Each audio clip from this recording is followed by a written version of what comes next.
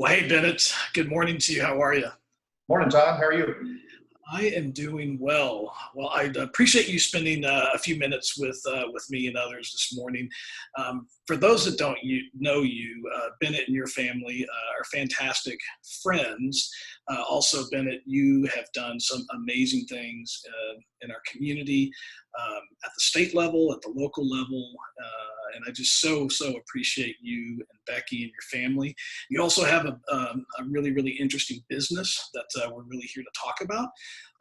But my first question for you, Bennett, for those that don't know you and your family, tell us who you are and how are things. Well, things are going well. I mean, we're adapting like everybody else is. We've been honored to be lived in Coppell for 25 plus years. Our business has been there since 2002. So our business is in Old Town, in a building that we built and developed down there. And for those that may or may not know the history, my family helped found Coppell back in the late 1870s. And my great-great-grandparents ran a general store and a blacksmith shop and started the Baptist church. And so we've got some pretty deep roots in Coppell. And so we've been, it's been home for Ratliffs for many generations and our relatives. So, it's the place we look to is kind of where our family has started and where our business, as families, we're kind of rooted. So we're honored to still be there. Yeah, I drive by your business almost every day when I'm out and about right here in Old Town. It's hard to miss, close to the big old barbecue joint. But so, how is your business? I mean, your business is. I know you're national. I don't know if you're global or not. But how's your business doing with what's going on with coronavirus? Well, the good news about our business is that most of our projects last anywhere from a year to 3 or 4 years. In fact, we're just in the middle of starting a new project that's got a 6-year run and before we're done with it. So the minor ups and downs that happen in the market, we're fairly insulated from.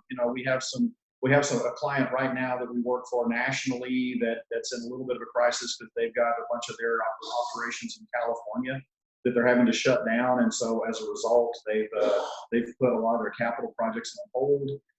We have another client that has delayed a project 90 days, just mainly because of the capital markets. So we were going to start construction, he's just put it off for 90 days until the capital markets calm down. But we've got a lot of work, going on right now. In fact, just this morning I was out on a job site, checking on it because we're supposed to have a concrete pour tomorrow morning. So the good news for us is life goes on. The construction industry is an essential industry. So we're not officially closed, although we have sent our staff home, and so everybody's working out of their office. So I'm sitting in my office at home right now. And the good news is that because our team travels routinely nationwide, our team is all set up with a mobile platform. So we're able to work pretty well anywhere on the planet. We can get a cell phone signal or a Wi-Fi signal.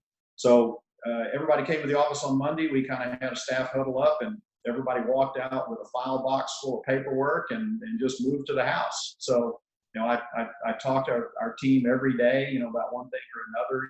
We're on conference calls, and it's kind of interesting right now because even this morning I was talking to one of my colleagues and we're talking about how it's kind of redefining our market. I think we may be more productive because instead of getting in the truck and driving to see a client or an architect or a construction team, we're doing a lot more on Zoom and on GoToMeeting and things. So I had, 6 or 8 conference calls yesterday, which is probably 3 times the number I would do on a normal day. But likewise, my truck stayed in the garage all day. So yeah, that's a common theme. It's a common theme that people and businesses are finding ways to be much more efficient. Which is really interesting. What are some of the downsides that you're seeing, if any? I mean, are RFPs or however your business works, have those slowed down? Is any cash flow from companies that would normally pay you, is that having to slow down? Or is your industry really insulated and just kind of status quo? Well, for right now, we're kind of status quo. We're not seeing any new projects come out right now, and like I said, because the capital markets are all of our work is private. We don't do any public sector work, and so our our private sector clients all depend on the capital market. And so when the stock market's in turmoil, they're not as likely to go borrow money to start a new project. But the good news is the banks are still open, and for the guys that have existing projects going on, the cash is still flowing on those deals. And so we're still moving forward. It's a challenge to get paperwork done because everybody's scattered around. But and we haven't hit our first round of pay cycles. So, the first of the month will be the first time that people will be needing to write big checks to contractors and us and other vendors. And so we'll be interested to see how the accounts payable departments are functioning with everybody working remote.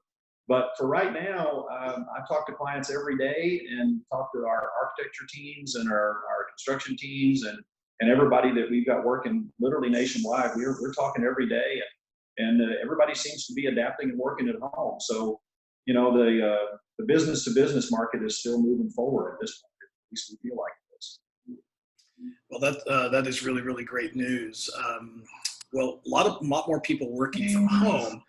How's your family doing? How is it like working from home a lot more? And any challenges with any of your employees?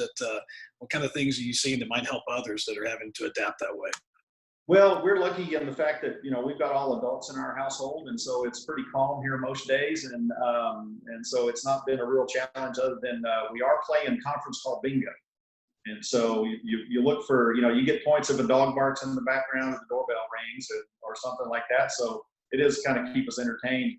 But for my family, it's really kind of business as usual. I work out of the house some days anyway, and so does my wife. And so it's not a huge change for us. My employees are having to adapt a little because I've got two of them that have kids at home from school, and they're kind of having to tag team with their spouses to make sure they get some quiet time. And so, it's been a little bit more of a challenge for them, but they're all doing great. They're still traveling. The interesting thing is we've had to adapt. So one of my team members ended up driving to Houston yesterday to check on a job where he would have normally flown because, it's just he didn't want to go to the airport and get on an airplane. So it was a much longer day for him, but he just got in his truck and drove down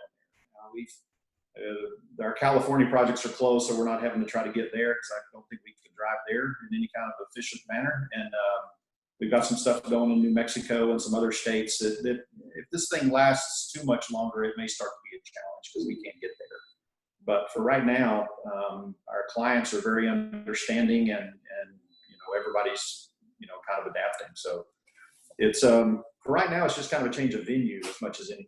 So that's a Now that's really, really good to hear. I hadn't thought about it, hadn't heard about it from other business owners, but that first of the month and 15th of the month as payments are due or need to go out, that accounts receivable / payable will be a really interesting thing of just how that is affecting, and hopefully that will go well. Yeah, so we're already kind of thinking about ways to do some more online. Our business, the construction industry runs a lot on paper checks.